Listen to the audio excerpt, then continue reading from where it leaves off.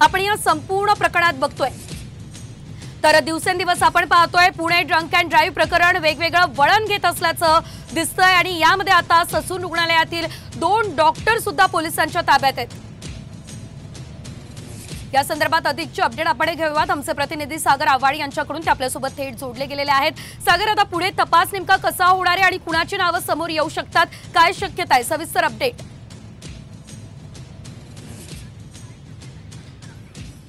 अजय तावरे आणि श्रीहरी हळनोर यांना पुणे पोलिसांनी अटक केल्यानंतर अजय तावरे यांनी पुणे पोलिसांना धमकी दिलेली आहे, मी शांत बसणार नाही, मी सर्वांची नावं घेणार आहे। त्यामुळे अजय तावरेंवरती दबाव कुणाचा होता, अजय तावरेंनी या सर्व प्रकरणामध्ये किती पैसे घेतले याची देवाणघेवाण काही पैशांमध्ये झाल्याची माहिती समोर येते।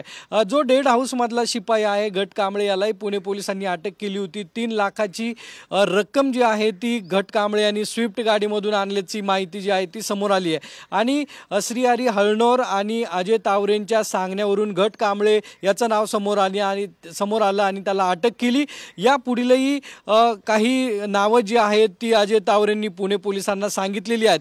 पुणे पोलीस आता त्यांच्यावरती कशा पद्धतीने कारवाई करतात हेही पाहणं महत्त्वाचं ठरणार आहे। त्यामध्ये सर्वात महत्त्वाचं म्हणजे या संपूर्ण प्रकरणात कुणाकुणाची नावं समोर येतात हे बघणं महत्त्वाचं असेल। धन्यवाद या सर्व अपडेटसाठी।